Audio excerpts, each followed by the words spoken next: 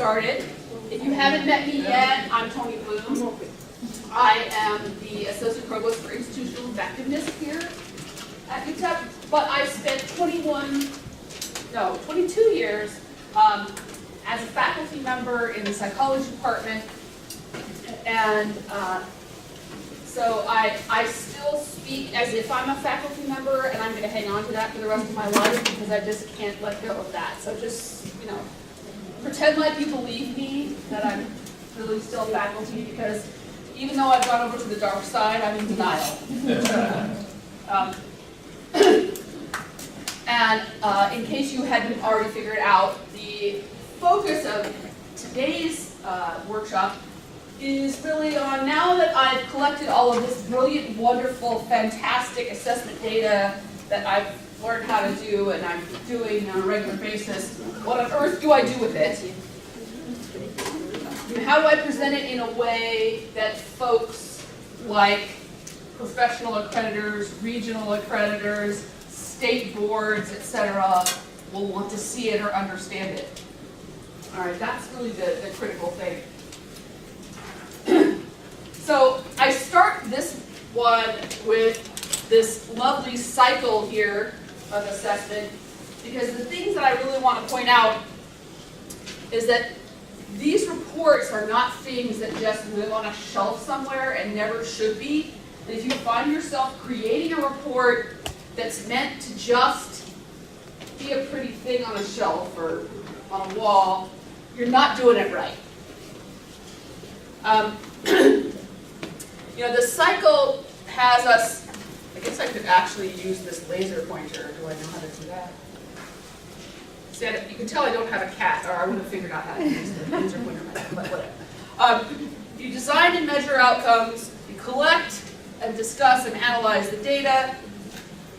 But the next part's really important, and you'll see that only two boxes are the main part we've been talking about up till now, because designing takes a while, and then collecting and analyzing takes a while.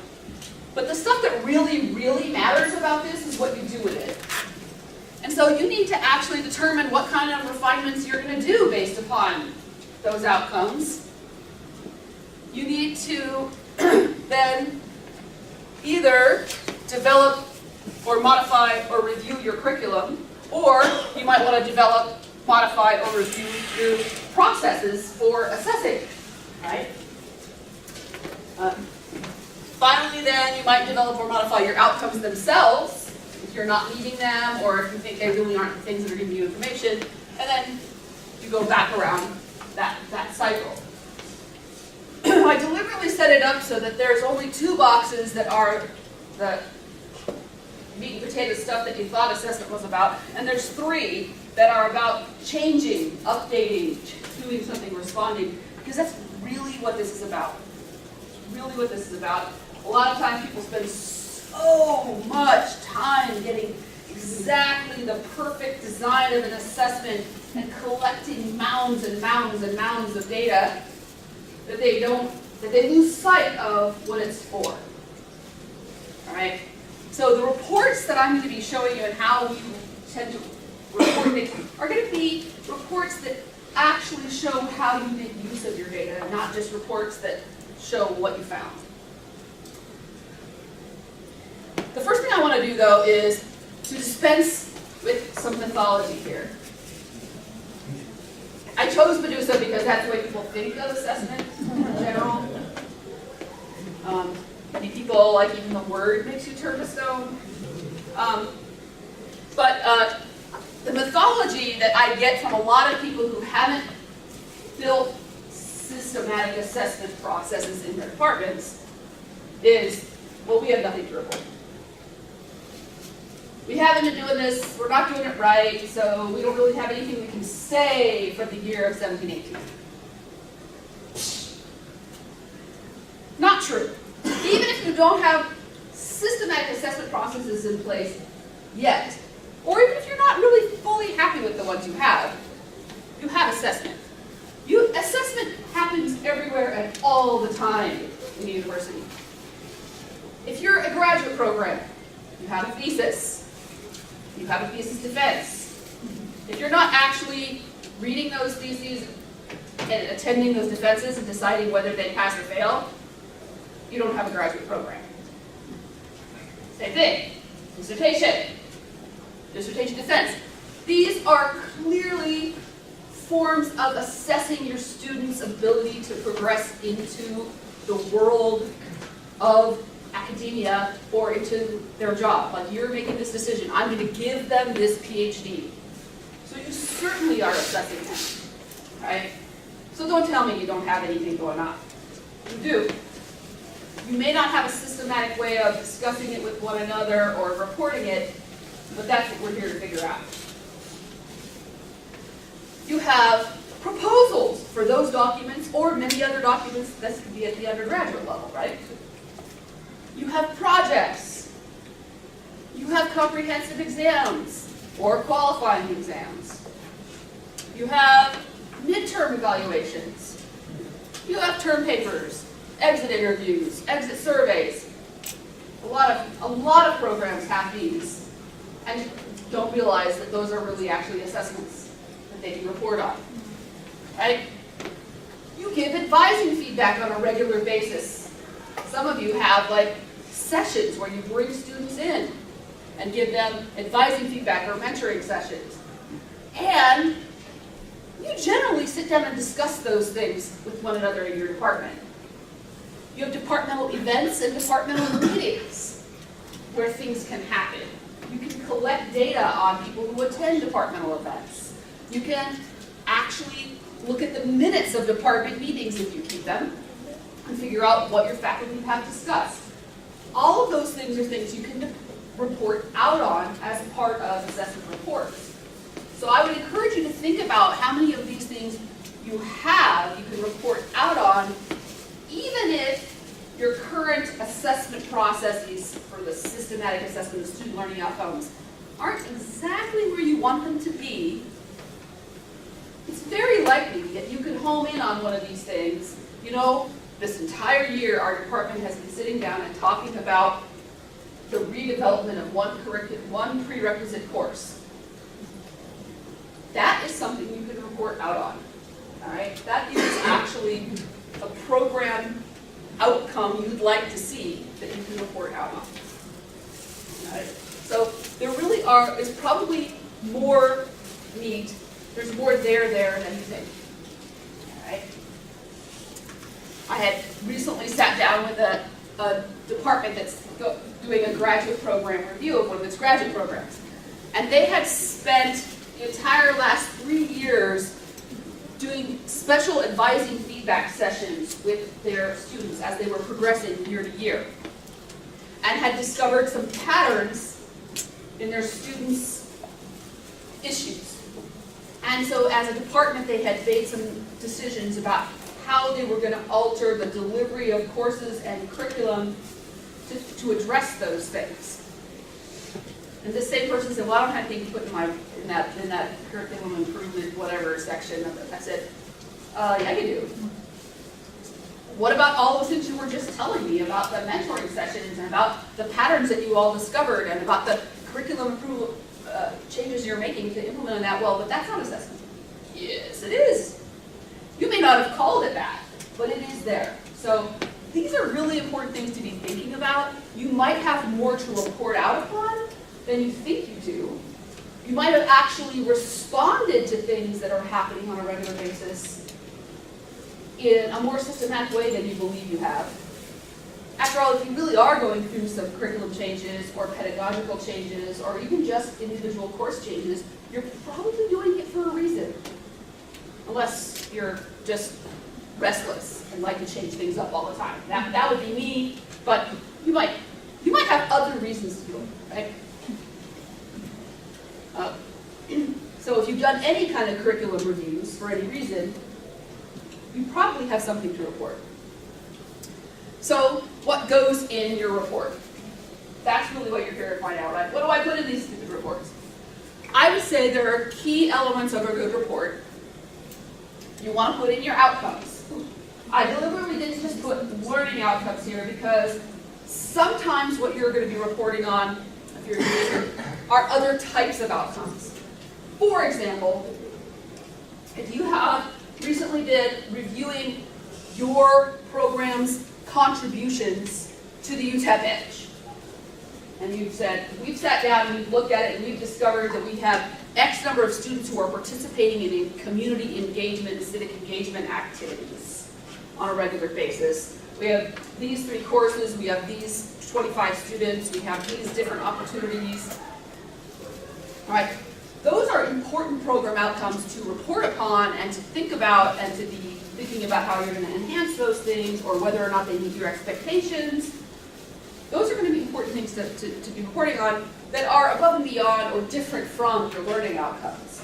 Obviously, the reason you do those things is because you're hoping that, in fact, they will impact student learning. Right? And so you may not have yet figured out how am I going to see if those things are impacting student learning. That might be the next step. But you probably do have other things to report on. So you want to start with your outcomes. You want to include your measures or your means of assessment. How did you measure these things? I'm going to go through each of these different things with some ideas about how you might present this data. All right? You're going to want to obviously then present the results of whatever those means of assessments are. But you're also going to want to present all 3 of these things. Some form of review of those data and discussion of those data in the context of your own expectations. Right? Some sort of action plans for your program, for the assessment process, something in response to those discussions you've had. Or, if you've already taken some action the year before, you might have some follow-up on those prior actions. Right? So if you've already implemented something last year, the year before, and you might want to say, okay, well, how did that go? So let's look at each one of these things separately. Just as a review, or in case you weren't at the first one where we talked about what is a learning outcome, we definitely have different kinds of outcomes. We have program outcomes that are things like what your program will do. We're going to decrease average time to graduation. We're going to increase the percentage of undergraduates who apply to grad school. We're going to increase the cohort of students that are in our current master's program. All right, here you can talk about recruitment activity, et cetera, right?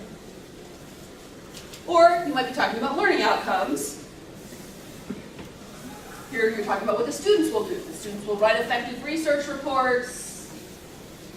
We'll analyze and interpret social science data from simple experiment. We'll identify ethical issues in research, suggest reasonable solutions. Obviously, you can tell I come from psychology. Those would be learning outcomes, right? Both of those things are perfect. All of those things are perfectly worthy of reporting outward. All right. Now you want to describe how you collected the data. Here's a place where I think people sometimes do too much in their reports and sometimes do way too little. I don't find too many people who to describe all the people who will give me binders full of things that they've reported. Every outcome on every student is like, whoa, right? Reviewers don't need to see every sample that you collected. They definitely do not want to see student names and IDs attached to your data, right? So, means of assessment, they want to get a general sense of how you do it. They don't need to know everything. But when you're creating a report, make it easy, make it a simple narrative that anyone, even people outside your field, can understand. Now, if you are creating a report for a professional organization that is within your field, you might need to create a higher level of detail. If you're creating a report that is for a regional accreditor like SAC-COC, you don't want to have as much detail because they're not going to understand the jargon of your field. They're not going to send a reviewer from each and every potential discipline to campus, right? So the person who reviews your documents may or may not have any knowledge of your field. They just know academia, right? So give them the basics. How did you collect it? Well, I sampled it from these courses. I distributed the survey to this group of students. I gathered the documents through Blackboard, or gathered them directly from students, or I gathered them from faculty. You know, just the basics of how you did it, right? Why is that part important? Because that part gives the reviewer, the reader, a sense of how representative those data are, and a sense of whether or not you've done your due diligence in making sure that this is a fair representation of your program. All right? So they're going to want to look at it and say, well, does this make sense? If they gathered it from, say, only their honors classes, that might be somewhat, you know, this might not be representative of everything. They want to get a sense of how did you do this, right? And then they also want to know, well, what actual measure did you use? Once you got these documents or surveys or instruments or whatever, what is it that you did with them? If it's a written document or if it's a project presentation, most likely you had some sort of rubric for scoring them. All right? Did you have 2 raters, 1 rater? Did you just take the instructor's rating? How did you do that? Right? If it's examination grades, that's usually, those things can just be graded by a machine, right? Depending on the exam. If it's exit interview questions, right? Oh, we selected these 5 questions and it's a Likert scale. High represents this, low represents that. You know, just give them the basics so that when they get to the results, they will know what it is they're reading. All right? So the more detail you put in here, the easier it will be to understand the results in that context, but you don't want to give so much detail that your reader is just not even going to go to the next field, right? So those are you have to balance that. You also want to think about what will be the most helpful to you as a historical record. If I'm going to go back and I'm going to look at what did we say last year and the year before and the year before that, I don't want to leave out a piece of the puzzle that might be pretty important. So if somewhere down in the follow-up I say, we decided the rubric was terrible, attach the rubric to this thing so that you'll know why people didn't like the rubric. It's useful to do things like that. It's also really helpful because then if somebody loses it and you want to reuse it the next year, it'll be attached to your report. And you'll be like, oh, I know where to find this thing, right? So that's important. Attach the rubric, if there is one. Attach the guide for the exam, whatever. And now the results.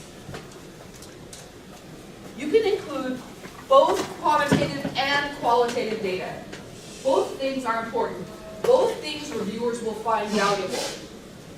All right? There's sort of a mythology out there, again, maybe I should put Medusa up here, that reviewers only care about your quantitative data and the qualitative stuff. That's not true. They're all academics like us, really, like me too. And they know that sometimes what you have is a qualitative sense of where things are going rather than actual numbers. It kind of depends upon the nature of the outcome, right? What kind of quantitative data should you include? Sometimes, if this is important, you might want demographic information. Who was included in your sample? So if I'm reporting out on our National Survey of Student Engagement data, for example, the demographics is really important. I need to show that the demographics of the sample of students who answered the survey is similar to the demographics of the total population of students who could have answered it. Otherwise, I might have a really skewed sample, and so I need to get some demographics and show that, right? On the other hand, demographic data may not be important if what you're doing is you are reporting out on every thesis defense that year. I mean, the demographics are every person who tried to graduate, right? So it may not be as important. It depends upon, but that might be a useful bit of information to have, right? Frequencies. I think this is actually, in many cases, more informative than means, medians, et cetera, et cetera. How many people performed at each level and on your rubric, or at each level on your scale, whatever that is, right? Getting a sense of the average might be one thing, but getting a sense of how many people really get it, that's more important. That tells you a little bit more about how things are going in the department, right? I can tell you, oh, well, the average GPA in my class was a 3.0, right? But you don't know if that's because everybody got B's, or because half of them got A's and half of them got C's, or some other combination, right? And that might be important information to know. That's also true about assessment. So I think frequencies is pretty important here. Central tendencies, if this information is useful to you, throw it in there. If it's not, don't. That's, seriously. If it's a Likert scale, central tendencies are kind of weird sometimes. Likert scales really aren't interval and ratio scales, and so, a 2 is not necessarily half of a 4. They're more like movie ratings, right? I mean, you don't want to go see 2 2-star movies instead of seeing 1 4-star movie. Really. So, whether central tendencies make sense or not depends on the type of data. Okay? If what you're looking at is final examinations or comprehensive exams, yeah, central tendency data probably give you some pretty interesting information, right? If what you're looking at is, sort of categorical data, it might not be all that interesting to say, well, the average score was a 2.3. What's really more important is that you had, 80% of your students at 2 and above. That might be more important to know. Differences. Do we want to look at differences over time? Do we want to look at differences between groups? All right. Again, this depends upon the nature of your measurement. All right. Obviously, if you were doing a before-after kind of assessment, you certainly want to look at differences. Right? If you're doing a pre-test, post-test measure as your assessment, then you'll need to look at differences over time. Right? But you might want to actually look at differences over time, even if you're just using a nice summative measure, because you might want to say, well, we realize only 52% of our students met the mark this year, but last year it was 38. So we're making progress, right? That might be an important thing to look at trends over time. Okay. Differences between groups, I rarely see this in assessment reports unless the department perceives a problem, right?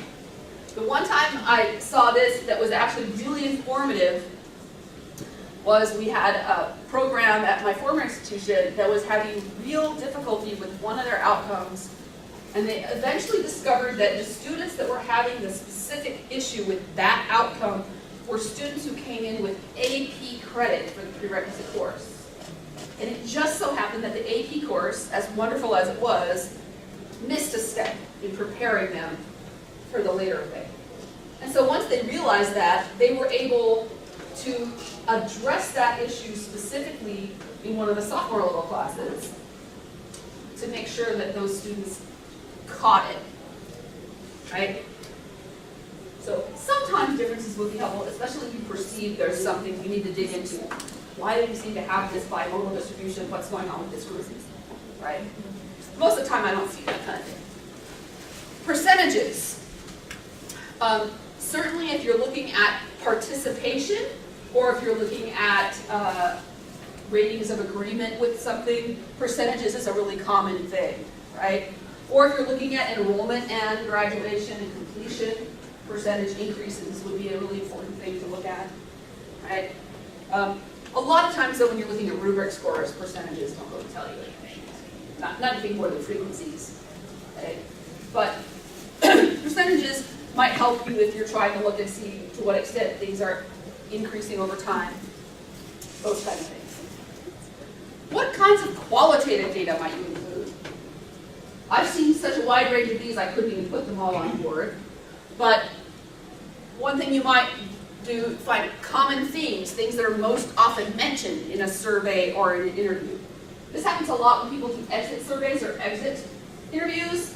If there are common themes that come up in those discussions, all right, that's the kind of qualitative data. It's like, we're consistently getting input from our graduates that they really would like to have a little more professional development in how to create a CV, right?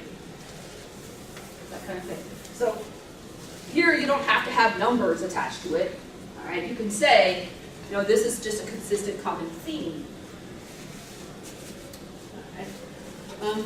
Shared comments that were agreed upon in focus groups, an even stronger one. If you do exit interviews in groups, or if you do a focus group on a particular issue that you're having in your department, something like that, here it's not just you're noticing that this comment comes up again and again.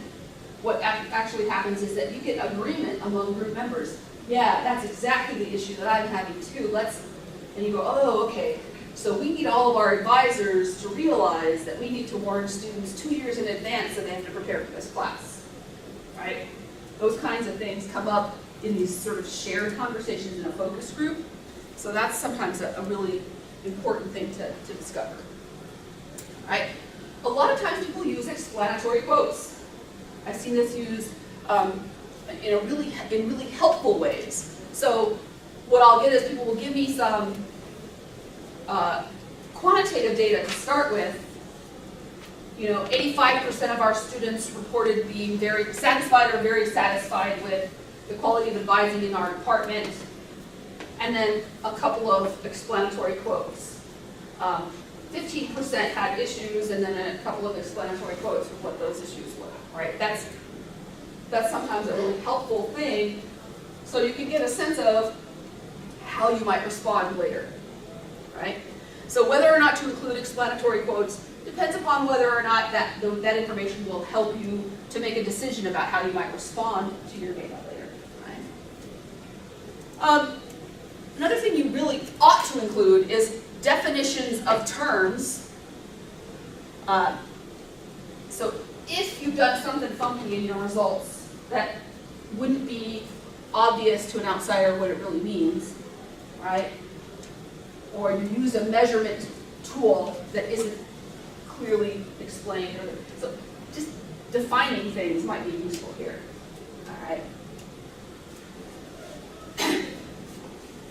And then also descriptions of values. I've seen a lot of that in reports. Talking about how the values of a department align with the mission of the institution, and looking to see whether student comments reflect those same values, and talking about those kinds of things. I've seen a lot of values discussions in assessment reports. And people tend to think that that's just all squishy stuff and you should leave that somewhere else. Actually, it's pretty important in some cases to know if part of what your aspirations are as a program is to actually encourage students to behave in an ethical manner that reflects the values of your program, your institution, like I said, then you need to be talking about that. During interviews, each student represented discussed the following. These were the top 3 values that students noticed. This is something we're actually doing when we are doing new student orientation onboarding now, and we're doing some presentations about the EDGE. We actually have some values conversations with students, and then we sort of tally up and we figure out, well, what are the top values that students actually tell us that they have, right? And we are getting some really interesting information about that. So those are kinds of things that can be useful to you if that's part of your goals. So here's the next thing. Remember that part where I said you need to talk about what your criteria and have some discussion of your results? somewhere in that part where you describe your analysis of your results and the discussion that you and your faculty have about those things, you have to state what your expectations are.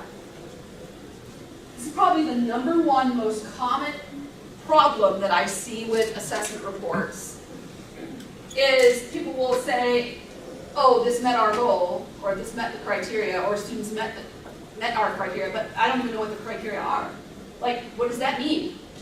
80% of the students met the criteria, but nowhere in there do you say what that is. I mean, was your criteria that they should have been able to write their name? I don't know.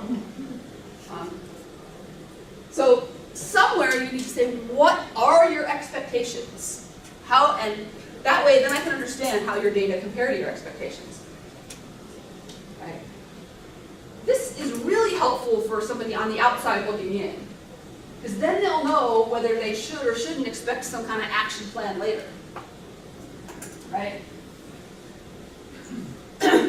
So an example, our target was to increase the number of students graduating from our college by 10% as compared to previous 3-year average. Our data showed a 12.5% increase, right? So now I'm going to expect, oh, they're going to be happy with that, right? Because that was actually that was beyond their expectation, right? Or, our target was that 75% of students in our sample would score at the acceptable or above level of the rubric, and data showed that 70% of the students reached this level. So they'll be like, we're almost there, right? And so I might expect that there's going to be an action plan, but it might not be like it might not be an amazing action plan, because it's not like a catastrophe here, right? At least to some extent, you need to give your reviewers a sense of what would count as a thumbs up and what would count as a thumbs down. Why? What are you expecting to see? All right. So, you've got to interpret and discuss your results. So what do these findings mean for your program? Well, the special advising for students within 15 credits of graduation appears to have been quite successful. We've discussed ways to expand this program to students within 30 credits of graduation. All right. This one goes with that previous criterion level where they wanted to increase graduation by 10% and they increased it by 12.5. Well, this special advising session worked. We moved more of those people to graduation. We think we should start even earlier in doing that. All right. This is a real example, by the way. So, from College of Liberal Arts project. But I think actually all the department chairs want to do a project like this.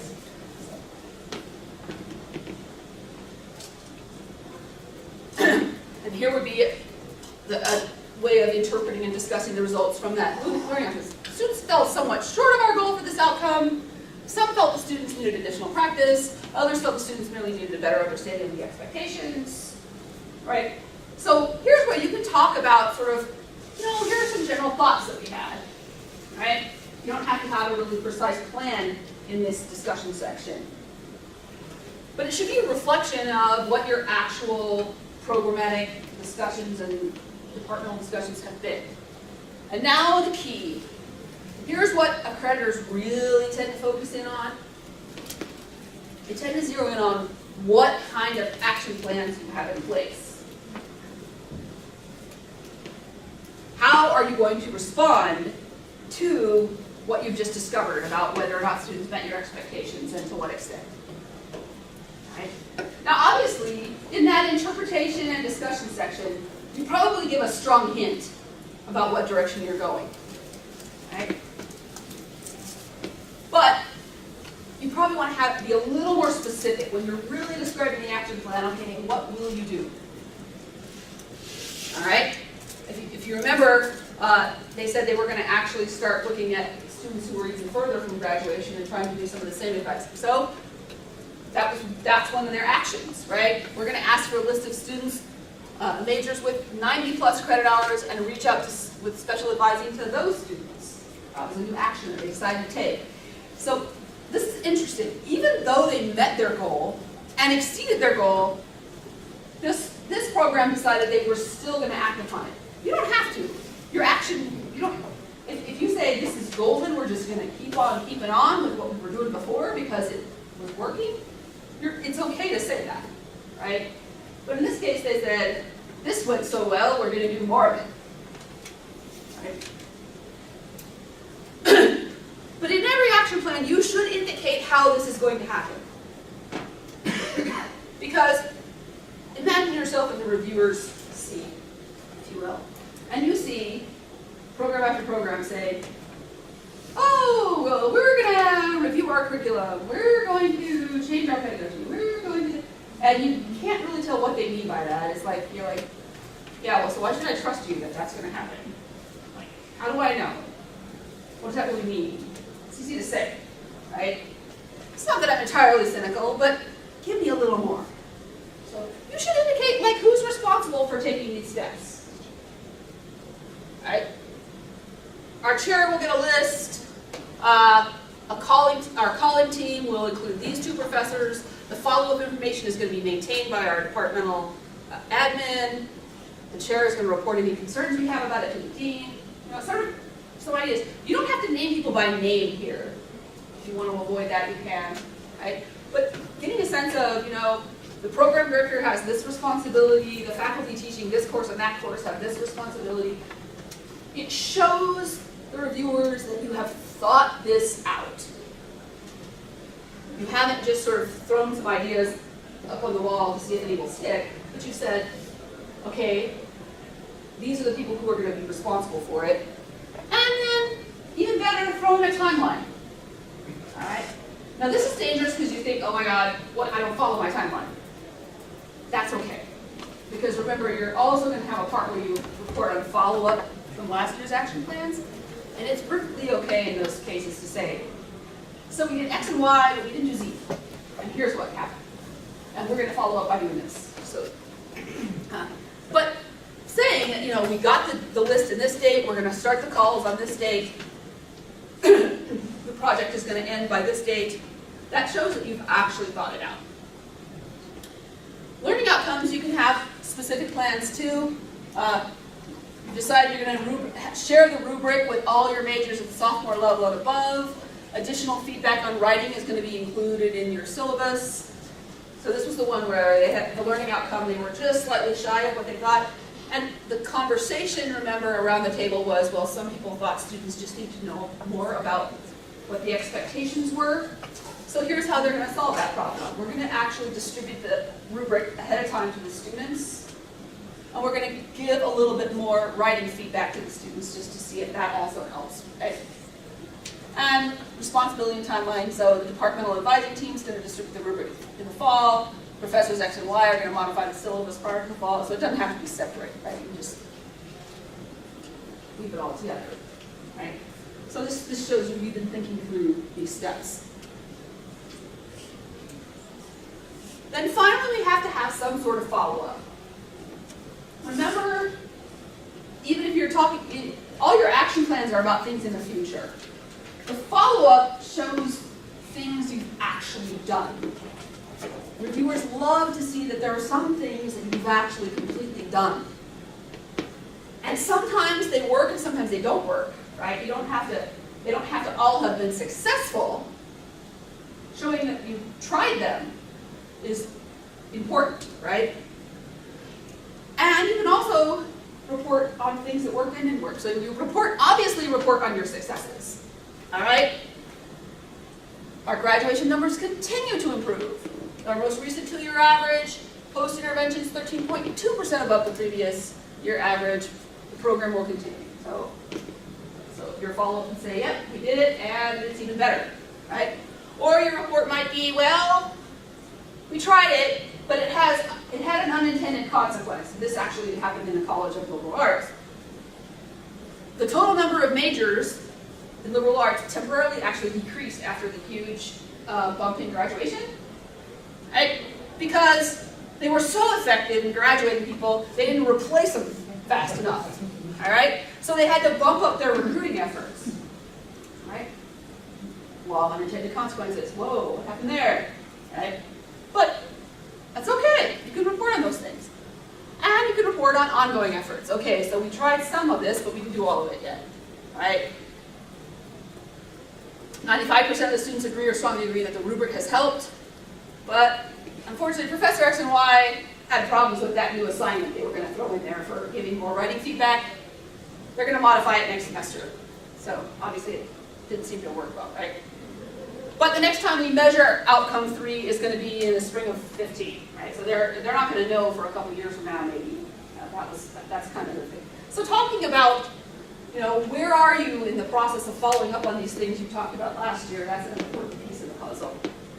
All right. So see, I didn't put stupid because none of you were stupid. You wouldn't be here. Right?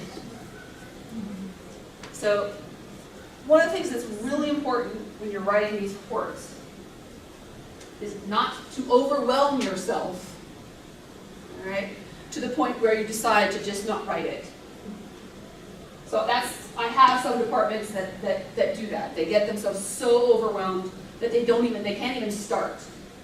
And it's just like your students who won't start writing the term paper because all they can think of is all of the steps they haven't yet completed, right? So be strategic.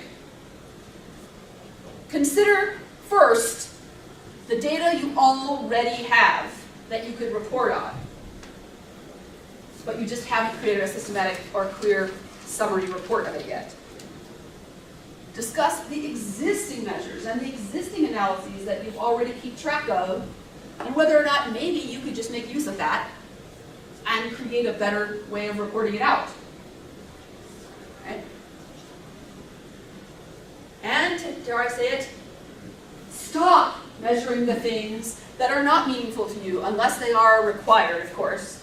And internal and external evaluators require it, then you can't stop. I mean, that's all there is to it. But if they don't, and if you find year after year that it sits on a shelf and nobody reports out on it, then making the decision to do either A, reporting out on it, or B, throwing it away, is an important one, right? If it's useful information, write the dang report, share it with other people, and talk about it. If it's not, pitch it and don't measure it anymore. Stop wasting your time. Think about the possibility of aligning some of your outcomes with others in your college or in the university at large, and when it's possible, pool some of your efforts. Share some of your rubrics and analyses. Right? We have some interesting things that are already going on in interdisciplinary programs that really kind of pertain to a lot of the component parts and could be shared and could be used broadly. There are already out there tools for looking at improving appreciation in fine arts courses, for example, that are used widely across core curriculum fine arts appreciation type courses, but they could be used up and down the scale inside departments if you want, right? So there are things like that. Talk to your colleagues in similar programs or interdisciplinary programs. See if there's stuff you can use that you can take advantage of. Pull some of your efforts together. So in addition to being strategic, those words, you also kind of want to be efficient. I would say, unless your accreditors require you to measure every single thing in every single student every single year, so like if you're nursing or pharmacy, but outside of that, right, try to focus your assessment efforts on measuring 1 or 2 key outcomes a year. Even if you have 6, or even if you measure them all every year, you could just focus your action plans to impact things on 1 or 2 each year.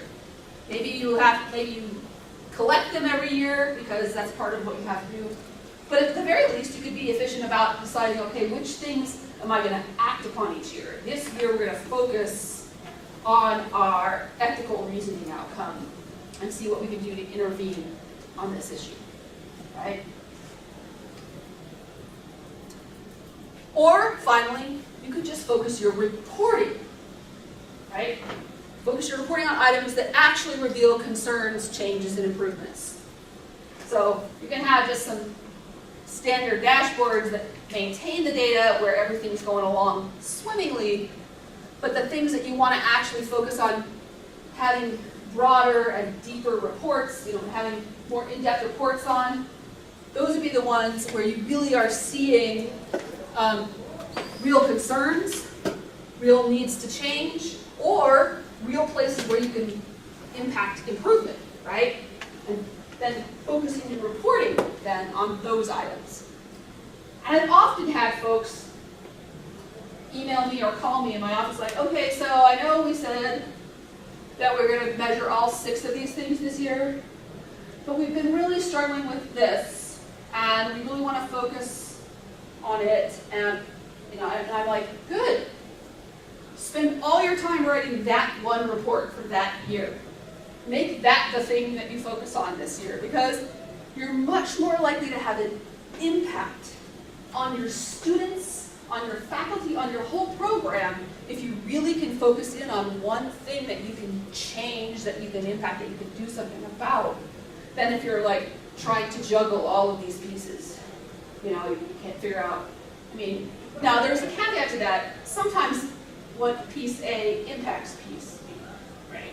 So if you can't focus on this without fixing this problem over here, then obviously you might have to juggle more than one. But to some extent, I think people generally try to beef up every single report, when really I can tell, right, when I'm reading these reports, like, okay, that's a lot of verbiage to say everything's fine. And if everything's fine, just everything's fine.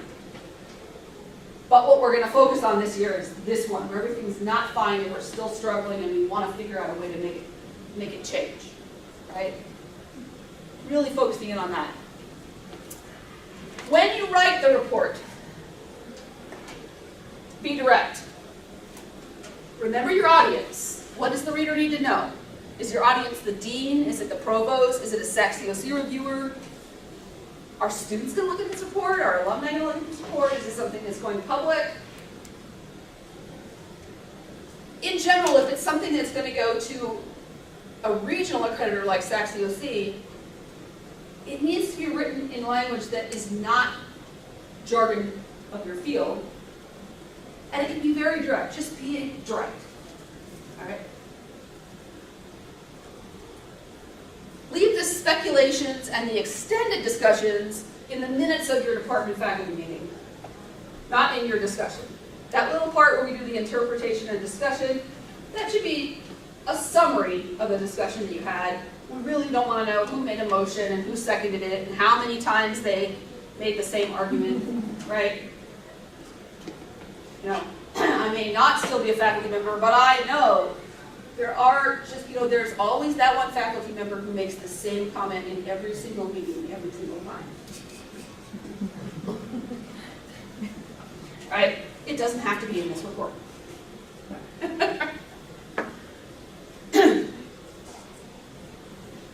For accreditation reports in particular, there are a couple of little hints.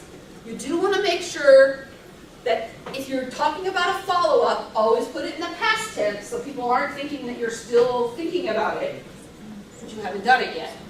The department decided to make this change. The instructors in this course have modified the syllabus. The new rubric was introduced. All right? Make it past tense. For future plans, back to what I said about action plans, be convincing that it's really going to happen by including responsibilities and a timeline. So in the fall of 2018, the modified assignment will be introduced by the instructors of X and Y. That's convincing. Or the department's undergraduate program committee will prepare the curriculum proposal by this date to be on the agenda for this date meeting of the college. Not only is this helpful for your accreditor to see, oh, they're really serious about this, it's also helpful for you, right? Because then you're going to go like, oh, right, we said we were going to do that. Let's get on it now. Okay. Now I know that some of you have been inside the planning module for Compliance Assist where we actually create the reports in this institution, and some of you haven't. I'm not going to go wandering into that because that takes a lot of time. The link is in here. Boy, that's a really bad color for the link. We'll have to, the link is in here. I'll change the color. But so when you get the copy of the slides, you can link to it. If you want to know more about how to use it and you haven't used it before, just reach out to me. I can show you how. There's several staff in my office that can also show you how. It's pretty simple. But I just wanted to let you know, we do actually have a place where all of that information resides. And the benefit of that is that anytime a new program director or a new chair or a new dean comes in, they can be given access to that and they can see what happened last year, the year before, and the year before that. And that has saved our butts many a time. Right? Because transitioning information from one set of leaders to another set of leaders is not often easy unless you have a place where that stuff lives. So that's why we have that, so that everybody can see it when they need to, and it can be shared with people it needs to be shared with. But here's one of the best parts of writing an assessment report, and I know it doesn't sound like there should be a best part, but there really is one. This is the place where you can actually share your story. And this is the part where you can actually publish this kind of stuff. And I have, and people have, right? You can talk about actual real impacts that you've had and share that with people outside. Did your assessment reveal something that helped your program actually make a change? That's cool. Talk about that. It's especially helpful to share in teaching, scholarship of teaching kinds of communities, right? Is your new approach to assessment something that others could use? You created a new way of assessing this thing that people hadn't done before and it really worked successfully. So could this be shared? Right? Did your results show that your intervention actually worked? So in that follow-up section, it's like, oh, we tried this and lo and behold, it really did. And that's something to report out on. UTEP has reported out on that graduation desk kind of idea where we actually helped students get over that last 15 hours, right? Did your improvements impact your department as a whole or your college in a significant way? We've seen that happen in cases where it was sort of a core course or a gateway course into lots of upper level courses across the departments or in the college. It actually can have a bigger impact than you think. That's a pretty cool thing to look at, right? So we've been able to look at, for example, how certain changes we made in developmental math had an impact on students in the subsequent courses across majors. That's a cool thing, right? Did you create a tool or an intervention or a process or something that could actually have university-wide benefits, not just for your own field, but maybe it's an edge kind of thing, or maybe it's a core objective kind of thing that could actually have an impact beyond your discipline, right? These are things that are really worth sharing with other people. All right, so that's the story that I have about how to write these reports and what to include in them. But I want to open up the floor for questions, because I know that one of the things I have people call me about or ask me most questions about are what should I not include? Like, I get a lot of questions of, well, such and such happened, should I write that down? Right, so if you have any of those kind of questions or anything else, feel free to throw that at me at this point in time. I have a question Yeah. about sharing your story. Can we also include information about our alumni and the impact they're having on our community by changing, the ethical component of the teaching to allow more ethical administrators and public? Absolutely. If you can tie it directly to one of your outcomes, talking about alumni is actually a really good kind of thing. So let's suppose one of your outcomes is to let's suppose you actually have a civic engagement, community engagement learning outcome, right? And while students are here, the only thing you can report out on is like, well, what did they think about it? How did they reflect about it? How many of them participated? But after they graduate, you can show X% of them went on to become board members in charitable foundations. That's pretty important, right? So absolutely, alumni data can be tied back to your outcomes and talking about it. So I would definitely, if you can align it with the outcome that you're talking about or with the goal you're talking about, absolutely including alumni data. Quite a few graduate programs here, right, talk about subsequent publications and citations of graduate students because one of your goals is to create solid researchers who produce publishable research, right? Well, they may have 20 things in the pipeline before they leave, or they may not, but you can certainly look 5 years out and see what they've got, and 10 years out and see what they've got, and that's relevant. Because you can say, look, all of these people have now become actually, well-respected researchers in their field and have created, new discoveries in this field. That's absolutely something you can report out on. Things you probably shouldn't put in these kinds of reports, but of course can belong in lots of other kinds of reports. Things that are about all of your, sort of the kinds of things you do to try to recruit students in, talking about how wonderful your department is, they don't go in an assessment report, right? It's evidence-based stuff that goes in an assessment report. So you kind of have to be a little careful to not make it sound like you are trying to write a report that is enticing people to come to your university, because that's not what you're doing it for. You're doing it for your own improvement, for impact on your own students. So those are the kinds of things you have to be a little careful about, I would say. You don't want the report to sound like it's a flyer or a brochure for the Department of Chemistry, right? That doesn't work as an assessment report. And reviewers tend to look at that stuff like, what is this, right? But on the other hand, you could say, of our last 7 PhD recipients, 6 have gone on to tenure track position, 1 has gone into industry, all 7 of them have published law, that's fabulous, right?